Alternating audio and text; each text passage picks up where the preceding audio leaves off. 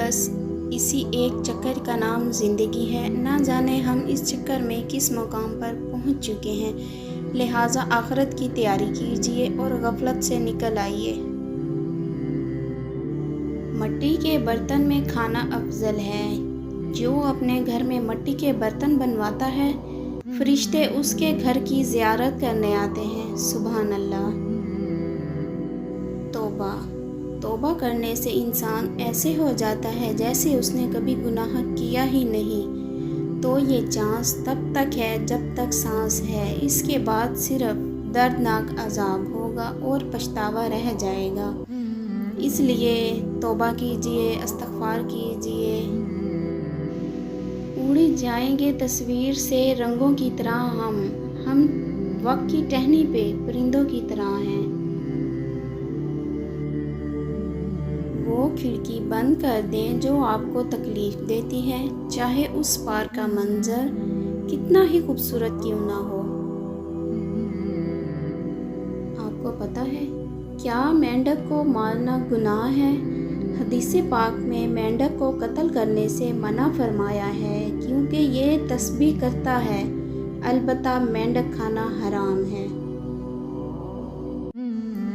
फरमाने मुस्तफ़ा, जब कोई औरत अपने बच्चे को दूध पिलाती है तो हर घूंट पिलाने पर उसे ऐसा अजर मिलता है कि जैसे किसी जानदार को ज़िंदा कर दिया हो। फरमाने मुस्तफ़ा, 3 चीज़ें अगर दी जाएं तो मना ना करो: खुशबू, तकिया और दूध। दर्दनाक सवाल पूछा गया, तुम्हें दोज़ख में किस चीज़ ने डाला? जवाब आया, हम नमाज नहीं पढ़ते थे।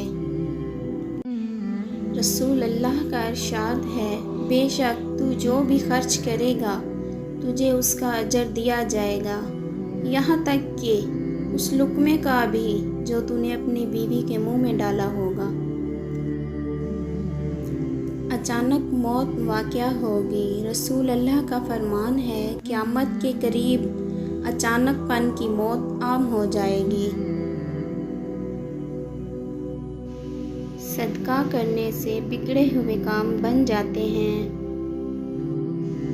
ऐसा भी एक मास्क बनाओ जिससे ना हराम का लुक़मा अंदर जा सके और ना कोई गलत बात बाहर निकल सके।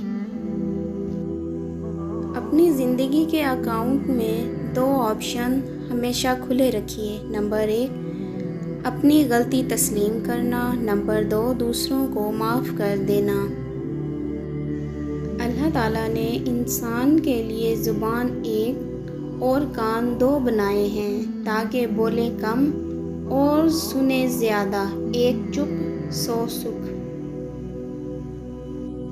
जो जुमे में सस्ती से आए और देर में पहुँचे, अगरचे उसका जुम्मा तो हो जाएगा मगर वो सवाब ना मिलेगा जो जल्दी पहुँचने वाले को मिलता है। ज़रा गौर से इस तस्वीर को देखें। 7 बातों से अल्लाह के खौफ का पता चल जाता है।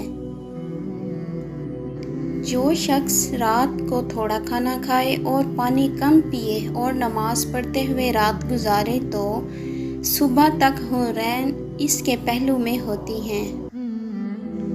क़यामत के दिन औरत से सबसे पहले उसकी नमाज और फिर उसके शौहर के मुतल्लिक सवाल होगा। जिस नेमत के अव्वल में बिस्मिल्लाह और आखिर में अल्हम्दुलिल्लाह हो, इस नेमत के बारे में क़यामत में सवाल नहीं होगा। अस्सलाम वालेकुम प्यारे दोस्तों, कैसी लगी आपको मेरी वीडियो? अगर मेरी वीडियो अच्छी लगी है तो मेरी वीडियो को लाइक करें, शेयर करें और मेरे चैनल को सब्सक्राइब करें और इसे ज़्यादा से ज़्यादा शेयर करें। अल्लाह हाफिज़।